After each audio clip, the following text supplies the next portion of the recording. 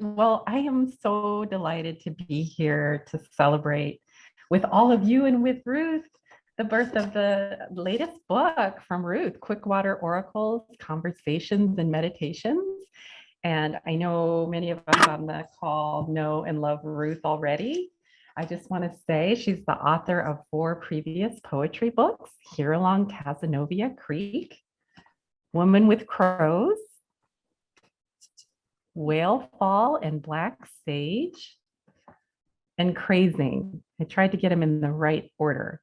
And then the book that we're celebrating today is Quickwater Oracles. And Ruth is a poet of many years and the beautiful founder, publisher, editor of Saddle Road Press, along with companion Don Mitchell and writer in his own right.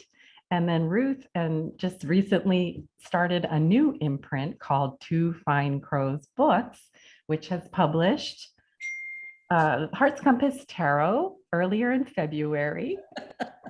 And now we're welcoming Ruth's beautiful Quickwater Oracles and Meditations. So we're gonna talk a little bit about the book and how it came into being. And then I will recreate a reading we did in Silver City for the book where we made our books talk to each other. And I did a tarot reading for her Oracle book. And then Ruth is gonna finish by reading us a number of selections from Quickwater Oracles. And then we just invite you to join us in conversation with questions. So Ruth, I just want to first celebrate our friendship, more than 10 years of knowing one another. I remember meeting you at Ghost Ranch, 2011, I think it was. It was 2011. Coming to take your yoga class in the morning. So thank you so much. I think I see some other yoga people. It was like we were doing power things there. Yeah, it was fun. Yeah. So you've been a poet for many years, but talk to us about how this book is different, because there's poetry and an oracular nature and some channeling. Can you give us a sort of introduction to how the book came about? I began to feel that the poetry that felt most authentic was coming from kind of a deep intuitive connection with the natural world, but it was coming in kind of out of left field. So I never knew when something was going to kind of that just like run. You got to get it down because you'll lose it. And I thought I had been following this wonderful channeler named Leah Mira for a number of years. And I thought, if I took her channeling course, that I might be able to have more mastery over it, and that maybe I could kind of have some control over, okay, now I'm going to go deep and have this experience. And it was wonderful. It was really easy. It was really joyful. But what was surprising is that it went way beyond the kinds of connections that I expected with the natural world. So I was thinking trees and birds and like that. And that is certainly part of it. But there were these amazing sort of unembodied, vast, energetic fields that also spoke. And that was not what I expected. And it was fascinating and really expanding for me. And so I really loved the experience. It has been way more than I expected.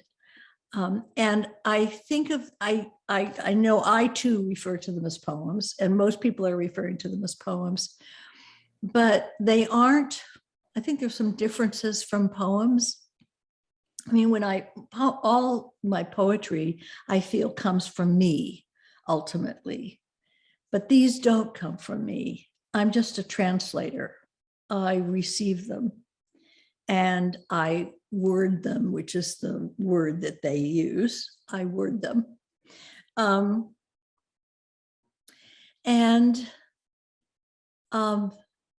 that happens to be the way I receive, is almost immediately is words. I translate the energy into words. And I didn't do any of the kind of work on them that I do on poems. Often things come, as poems, and they're kind of poem seeds, which is a term that I use. But I'll work on them sometimes for years. But these, I didn't do any work on them, except in a couple of cases, I cut things short when the later parts of them were very personal to me or to my personal problems or whatever. So they aren't like my poems in that sense, but I guess they're kind of poetic in the language. And other people have been thinking of them as poems, so that's fine with me. I don't care I don't care if they're poems or what they are. Yeah. So I think that's really beautiful that you took all your years of being a poet and you were already listening deeply as a poet.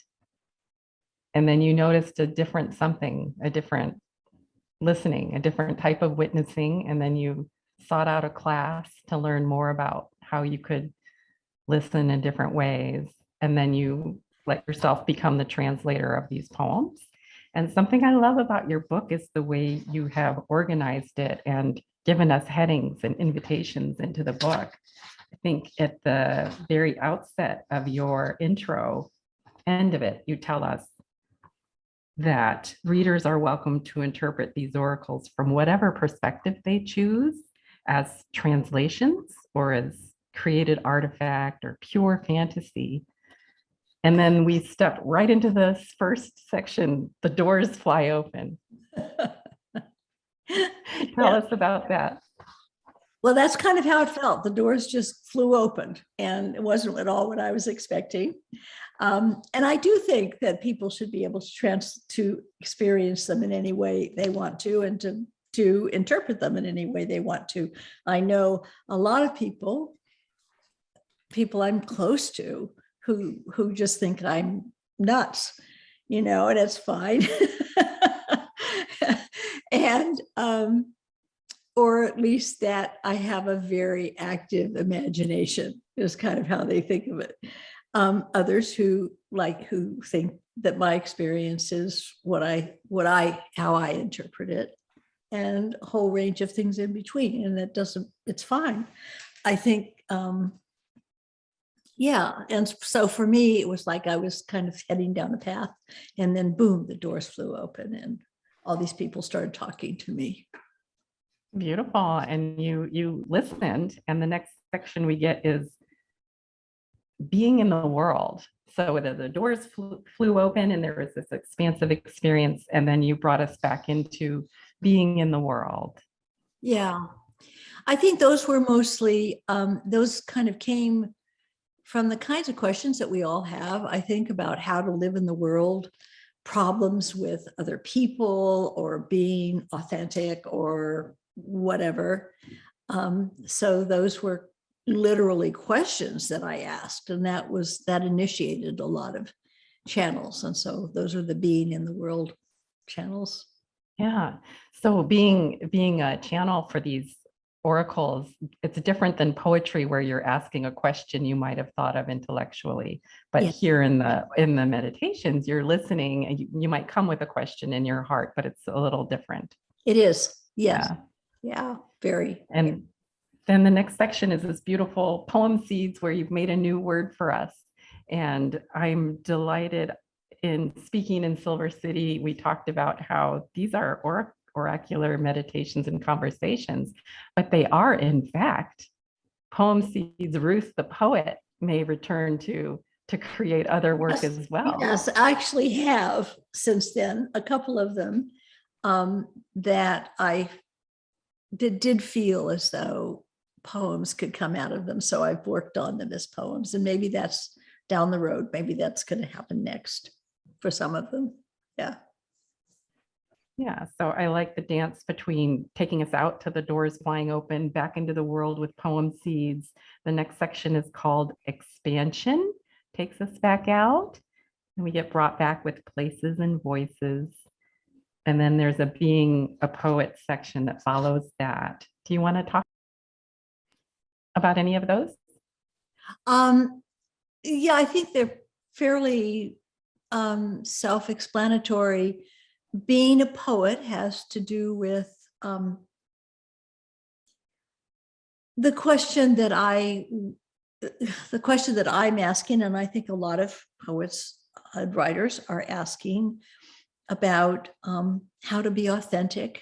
You know, we all desire to be heard, to connect, to reach out. And so often that involves a kind of a desire to please, which I think is can be very destructive to the authentic voice. It's very hard to pursue authenticity at all costs if it takes you farther and farther away from what is what, you know, there's popular, or what is desirable, or what people like, or whatever. But I think that's important. So that was kind of my asking a lot of questions about how to be a poet, how to be me truly. So those were important for me. And I think they're important for, I mean, some people have contacted me that are poets that are saying that those are things that they find helpful for them. I'm not here. I think that's an amazing layer, that you are taking your poetry questions to the channel about being a poet in the mundane world with all of its complications and confines. So I'm very excited to have this group of oracles out, where other poets who are also trying to navigate their relationship to, when am I a real poet? When am I real? I think it's an amazing question to take up. So do you think that you could read us some of these? I would be happy to. I actually, when we were at, do we want to do the? Oh, I forgot. Right, okay. The order of. Let's do that first. And I wanted to say something about this wonderful book, because that's what Tania's going to do the 3-card reading from. This is this amazing book from Tania. Heart's Compass Tarot is a really unusual approach to the tarot. It's journaling, tarot, making your own cards, diving deep and discovering the symbols and images that speak to you and represent you, and then often using those either as bases for meditation, or for making your own cards. I see 2 people here who have made beautiful cards, from these 3 people here who have made beautiful cards with the Heart's Compass Tarot. And it's just it's like a lifelong way to use the tarot to carry on a conversation with oneself. I just think it's an amazing book. So I am very happy to have published this book, and I want to ask Tania to actually recall the amazing reading that she did I asked her to do a reading for the launch of Quickwater Oracles, a tarot reading. And so this is, I said, just bring it again, because it was so amazing. Hold on to it. So this is what it was. Yeah, thank you so much, Ruth. And thank you so much for understanding what I was trying to say in Heart's Compass Tarot, and just sticking through that whole process. And thank you to the 3 of you on the call today, Carrie and Jillian. And who am I missing? Lisa's not here. Lisa's not here, but thank you so much for your contributions, your artwork. So what happened here is that we decided to use the Mother Peace deck. I'm going to switch cameras here. Because Ruth and I both have a connection to this tarot deck, we decided to use it. Mother Peace was my very first home deck. So thank you, Karen Vogel and Vicki Noble, for your contributions to the tarot world. And it's always a risk doing a reading. We don't know what cards are going to come up, but we wanted to celebrate the birth of Ruth's book. So we just very simply asked, talk to us about Quickwater Oracles. Very simple layout. The card in the middle is the Seven of Discs. Are you all seeing the reading on your screen? Yeah. You can see it. Okay.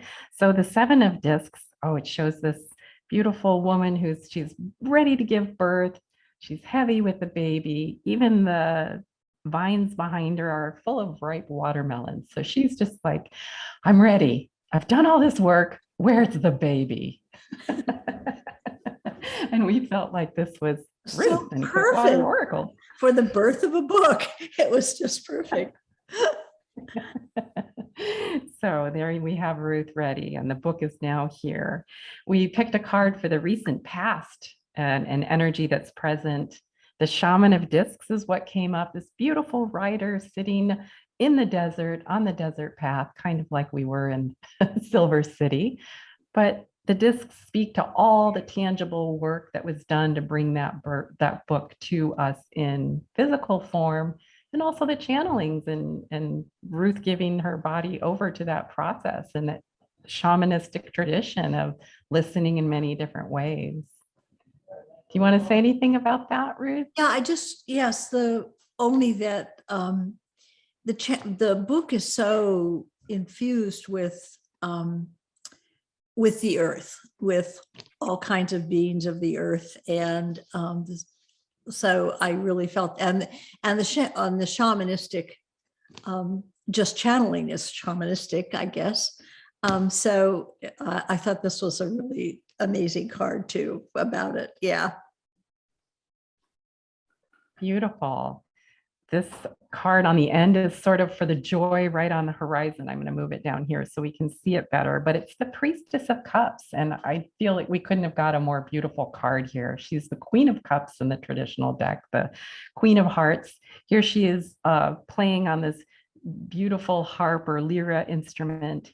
There's a beautiful whale down in the water below whose song is moving concentrically through the water, which just, of course, reminded me of Ruth's Whale Fall and Black Sage book that came out not too long ago. And I see Ruth very much as having this opportunity to bring these meditations and these new ideas about how we can relate to listening and how we can relate to our concept of ourselves as creators in conversation with the earth and ourselves, and more joy. There's so much joy in this book. So do you want to say anything else, Ruth? Nothing except that it was amazingly serendipitous that these were the three cards. It could not have been more perfect. And so I'm so grateful. Thank you. Thank you, Ruth. So please, let's get to the oracles. Okay. Well, when we were in Silver City, one of our group had just lost an animal and was grieving. And so I wanted to read this. I read this then, and I wanted to kind of do the same reading tonight. So this was my dog, Duffy, who has been gone for quite a while, and whom I always grieve. You have all kinds of animals in your life, and there's one that's just irreplaceable. So Duffy was one of the first beings to come and talk to me. And this is Duffy. Well, hello, hello, hello. I am still who I am, This flow of me is full of energy and delight and all the things you think of when you think of me. That is what I brought in with me. That's who I am. I am always present when you call for me because I enjoy being with you. I can still be felt as the same body because that's comforting to you. It's like an agreement our wholenesses have with one another because you miss my body I am who I am in whatever body, experiencing what it feels like to be in that body. The moment is all we have, Ruth. Right now, I am flowing this communication with you. And when you call for me, I flow the communication of my physical field. And I enjoy experiencing through you the places and experiences that bring you joy. I love you very much. You have always delighted me, your fluidity and quickness and brightness and the light of you, the you of you. There was great affinity. There is great affinity, the essence of you and the essence of me. That is part of the song. From the time that I first saw you, when I was very young in my body, I loved you. I saw you. I knew who you were. This is a great joy for both of us. For all beings, it's a great joy to know and take such delight in another being. That will always be in your field. It is hard for human beings to stay connected when another dies. There is a longing for a particular physical body, a smell, a touch, a sound, because human beings have such a beautiful connection with the physical. You in particular, the sensory connection is very poignant for you.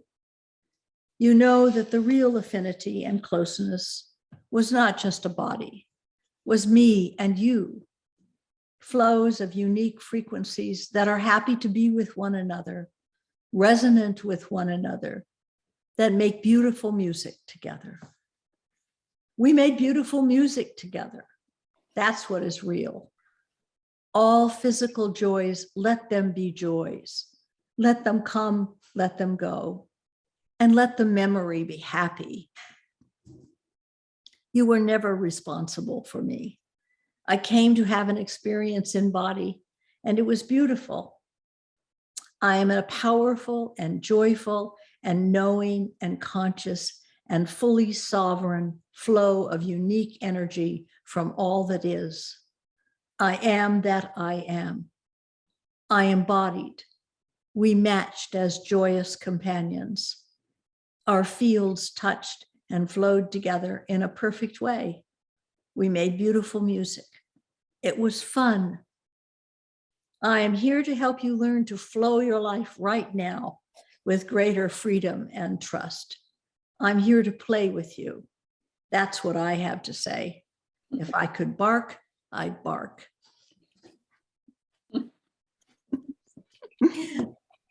So that was Duffy. That's the next one.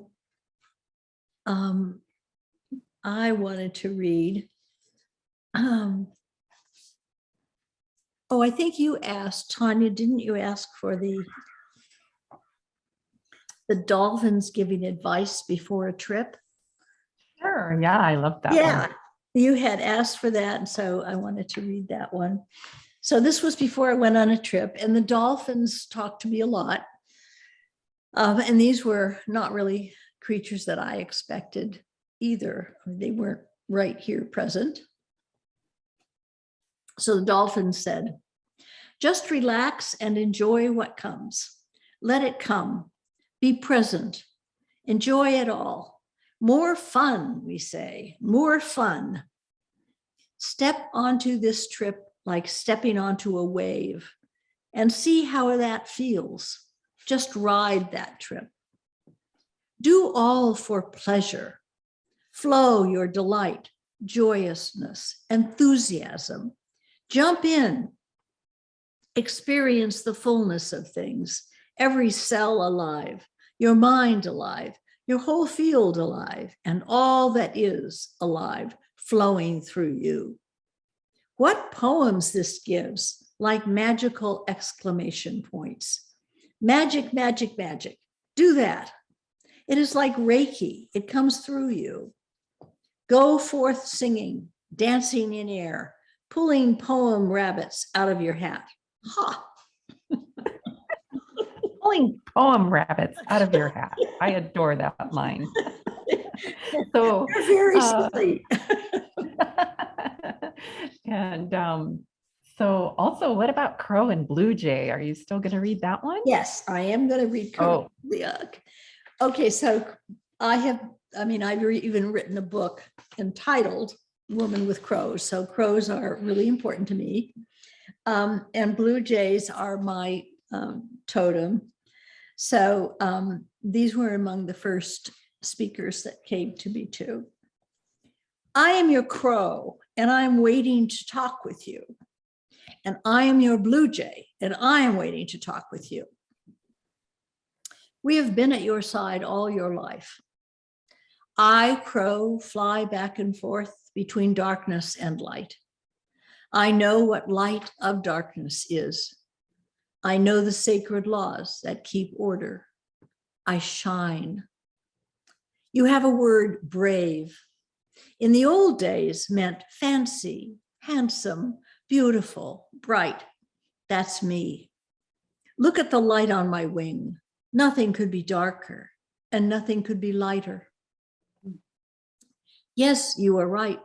I shapeshift. I shapeshift by containing all the shapes within me, containing everything and knowing who I am, and then saying yes. I will speak with you more another time because here is Jabberjay. Ha ha ha. I am Blue Jay. I am your totem.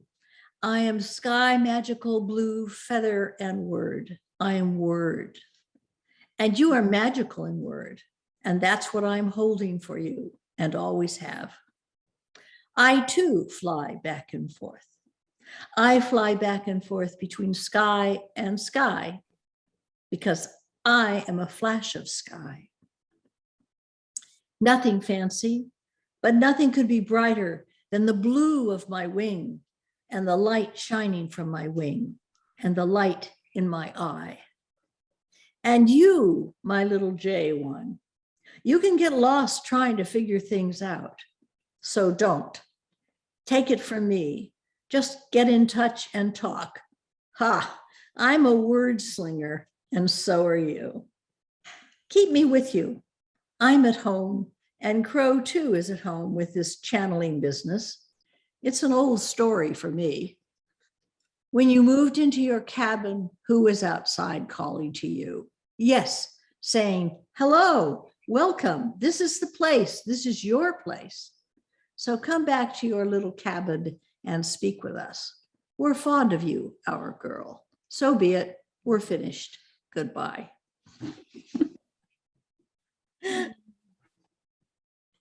So I did want to include the great dragons, which I didn't read the other time, but they are just so amazing and funny. So these were the great dragons. This was certainly the doors flying open because I had no expectation of this. Yes, we are. We are great energy, dynamic, strong. You imagine us in dragon shape, and that's a good shape. Or fire. We are light, we are light, we are power, power, and that you express as fire. Ours is not the red fire of volcanoes, but golden, a crack and bright gold light. Or wings, wings taking all the sky, all the sky, all the sky that you can see is one dragon. We are fields of light, power, movement, crack, light, and the delight in it. That's the part that human beings miss, the delight in the vast formations within our fields, networks of light, many stars within. We enjoy Earth very much. We enjoy participating, and you feel a kinship, and that is a true kinship. We power you like a flow of bright joy, and we enjoy connection even with the small. Your embodied self is small, but vastness is vastness is vastness. Vastness is vastness is vastness. It is joyful to think and enjoy smallness, as in your own body, and to love that, and bees and flowers these small perfect things. But know that vastness is vastness is vastness. We are not bigger than you. That's something to think about. We are not bigger than you. We are light, power, joy, crack, brightness, delight. You feel power in your sun, even your small sun. And this is good. Embrace your power. Embrace your power. Embrace your power. This is how you will do what you wish to do now. Flow without inhibition. We are not inhibited. We are bright. And you be bright. You be bright. You be bright.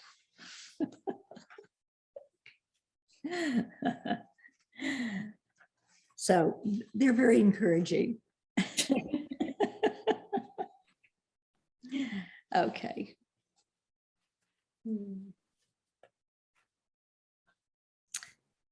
So,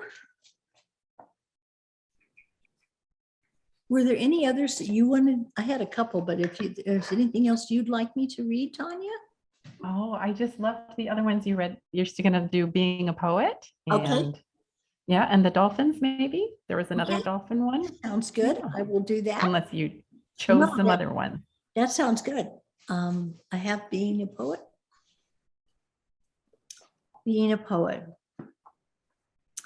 Go back, back, back. Begin again with who you are, with this innate gift of wording. Wording is how you channel, and wording is also the poems. The poems like honey. The poems are magical, and that is who you are. You are in this wording way, magical, and it is connected with your insight and indwelling, knowing and speaking the consciousnesses of other beings around you. Your affinity with the natural world and with the stars, the many dimensions and universes. Now, know that to be valued among humans depends on speaking for and from humans, and you speak primarily for and from the non-human. This is important to recognize. Your way of making words is beautiful. The words and the way of the words, the way of sounding, and the music that you make, and the meaning and the coalescence of meaning in rhythm and sound and image all together. We find your writing very beautiful and true. And the truer, the closer to who you truly are. Others have chosen to experience other experiences. And that is part of the whole music. We enjoy the music of multiplicity and diversity, but you are you. Be true to that.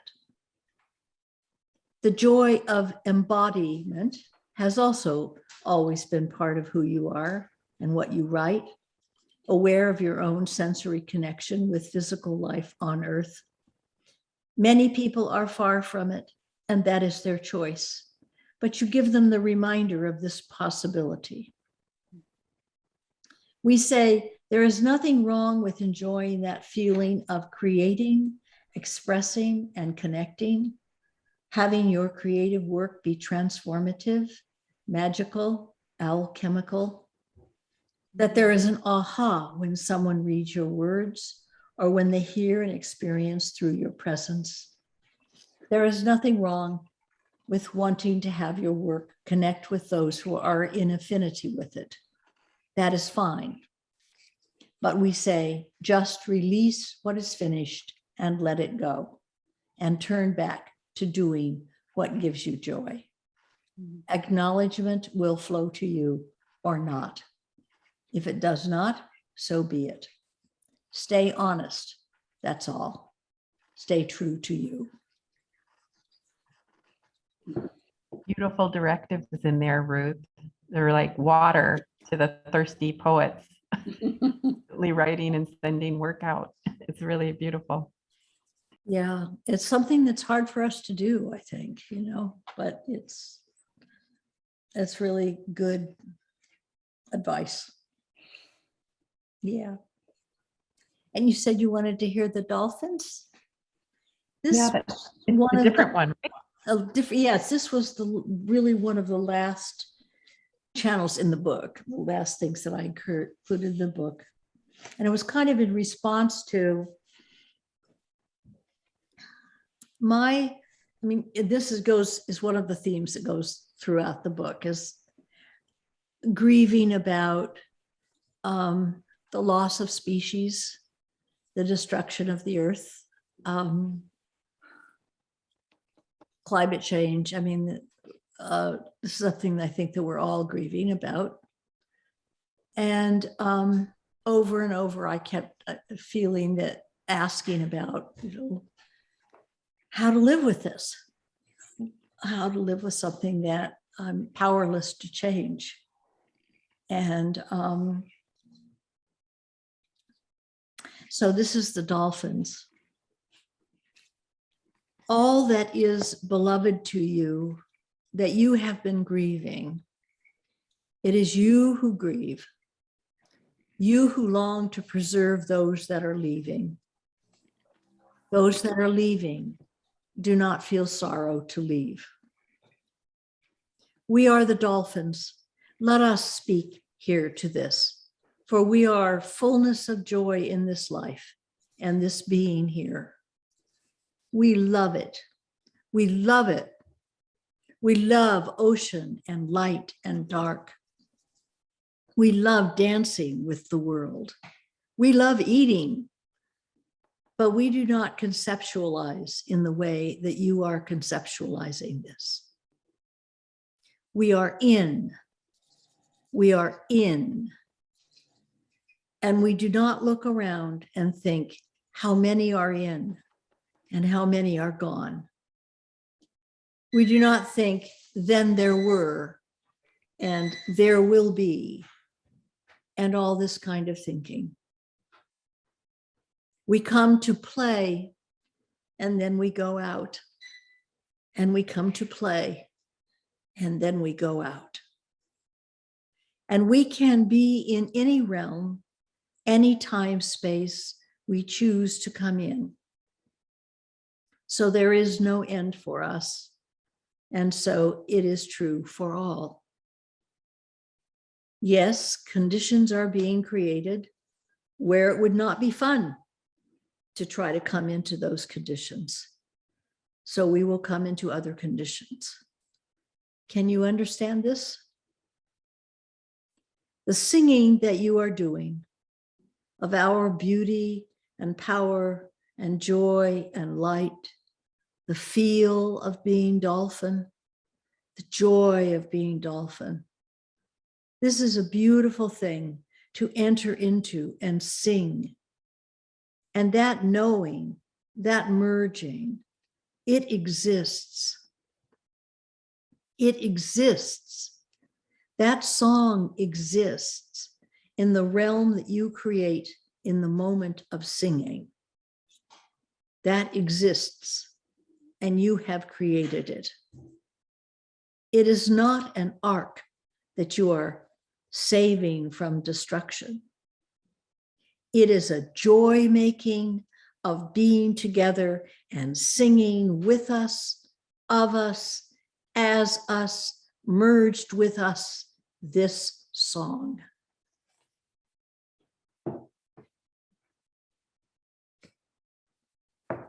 So that's all I had planned to read tonight. I could happily read anything else that anyone would like me to, or answer questions, or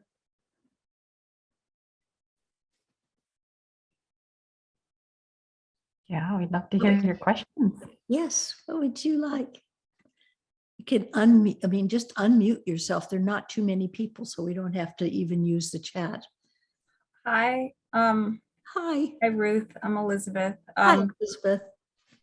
I enjoyed your reading a lot. Thank you. And was surprised. I don't know about being surprised because I haven't heard any of your work before, but what struck me was the underlying feeling of joy, I guess.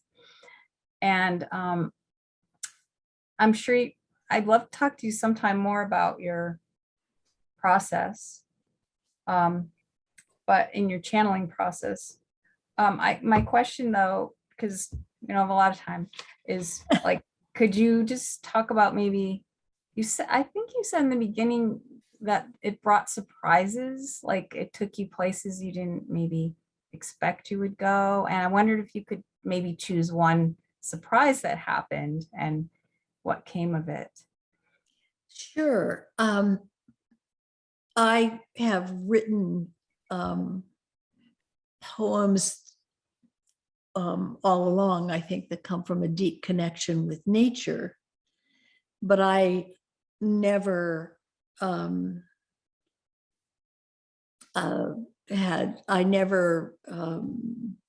channeled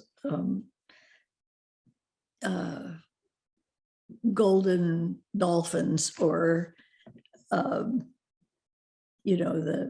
or even my animals, my dog or anything like that. So a lot of the things even that I've read tonight were real surprises to me. I mean, I didn't have any idea of any kind of beings like that were dragons or, I mean, that was something, I don't even read those books. So that was completely new for me.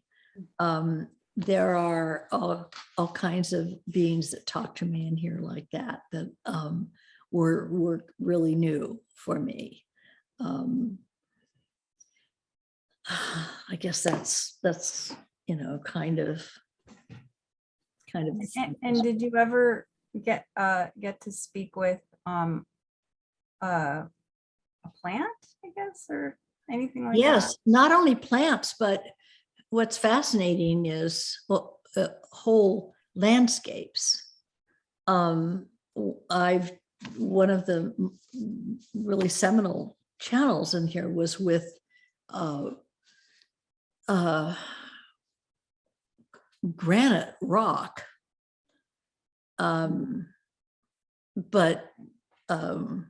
yeah, whole landscapes. I think what I have learned that I didn't know is that literally everything is conscious. Literally everything is conscious.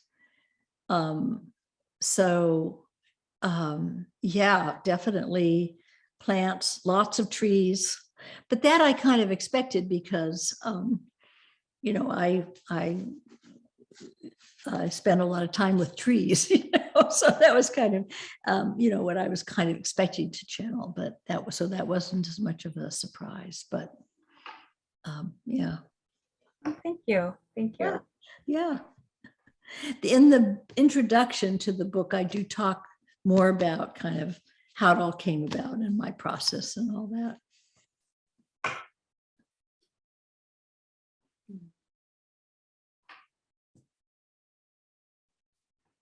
Anybody else have a?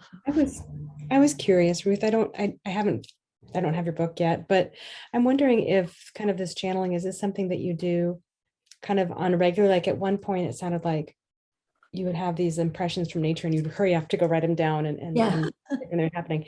So is channeling something that you're kind of, is this a tool that you see yourself kind of using regularly, or is this something that kind of when it strikes you, or I guess how do you fit it now that a book is written, how do you fit it into your day-to-day? I channel every day almost. And I mean, sometimes more than once, but every morning, because that's always been my meditation time. So, and kind of journaling time and all of that time. So that's when I channel, but I channel sometimes when I'm out walking in the woods or whatever also. And I didn't actually start out to write a book. These were for me.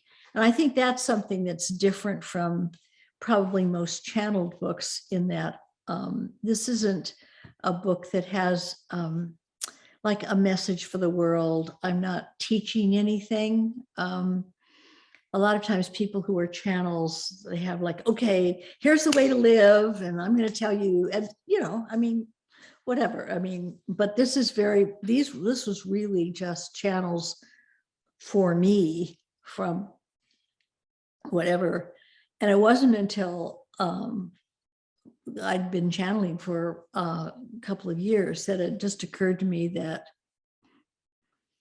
I mean, some of this I thought would be helpful for other people because they were my issues and things that I was worried about and grieving about, or whatever, were not mine only. You know, they were things that a lot of people were worried about or preoccupied with. And so I thought, well, maybe that would be helpful for other people as well. And that's when I decided to make a book.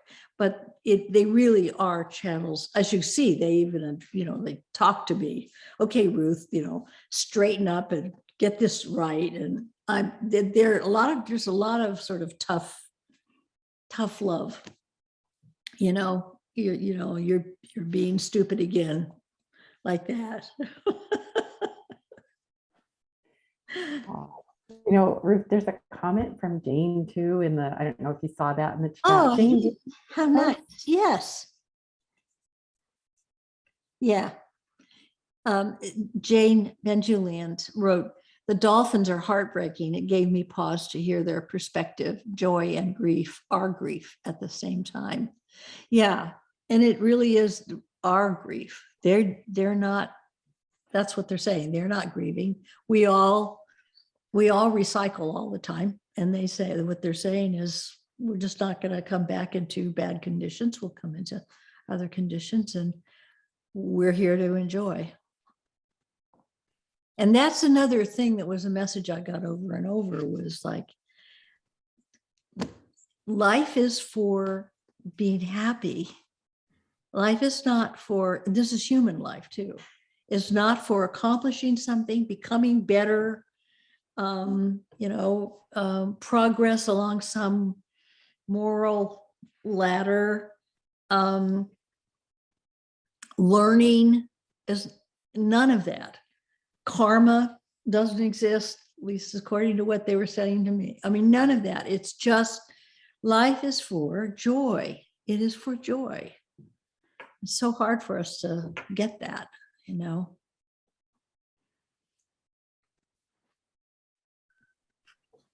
Ruth, I love that Crow and Blue Jay are talking to each other in that poem and talking to you.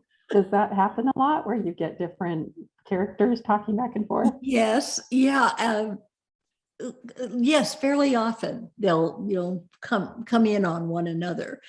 I thought that the Crow and Blue Jay were really particularly funny because the Crow referred to him as Jabberjays coming now, you know, just so yeah. That would be such a complete turnaround for me to think that life was for joy and everything else was something else. Yeah. I mean, what they keep saying is those are human things. You guys made those up. Yeah. Those don't really exist. All of those like measurements, all of the be better or worse, good and bad, righteous and unrighteous, all of that stuff, that's just all stuff human beings made up, which is enlightening. Mm-hmm. Very.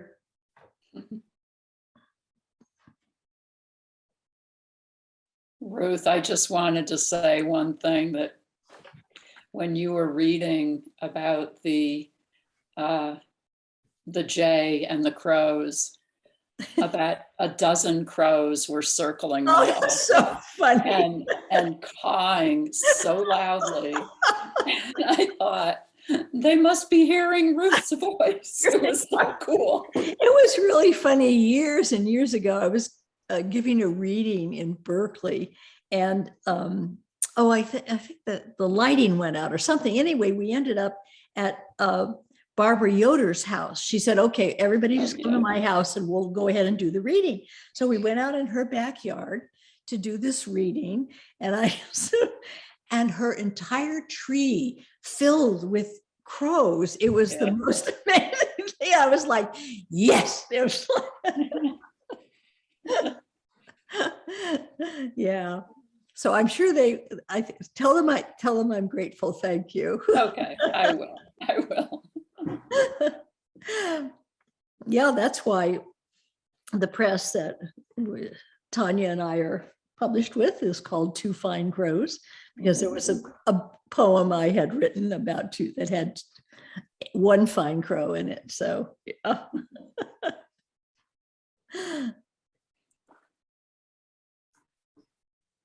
Is anybody else? Well, I was going to say, Ruth, I'm interested a little bit more in your process then after, once you've channeled, around the editing process, or if there is any, or, you know, how you're doing that. that's a very good question, useful question for people, I think. I channel with a little tiny Sony recorder because I talk. That's how it's coming in. So it's immediately in words. And so I have this little recording, and then I put it onto my desktop. And then there are a couple of transcription services that you can use. And the one I use is not human. It's just out of, so it's really fun. I mean, it's fairly cheap, which is the good thing. And I can correct it. I get a Word document, but it actually is very funny because most of those transcription services are made for business. And so they have a business vocabulary. They do not have a spirituality vocabulary. So the translations, I mean, it's really weird what they come up with. A lot of times it's really funny. But it works. Oh, what a beautiful way to celebrate your book together today, Ruth. Thank you, everyone who came out today to be with us. And it's just a joy. So congratulations, Ruth. Thank you. Thank you all for coming. I just really appreciate it. Ruth. Yeah. And Tania. For the invite. Yes. Yeah. Bye-bye. Bye. Bye, everyone. Thank you.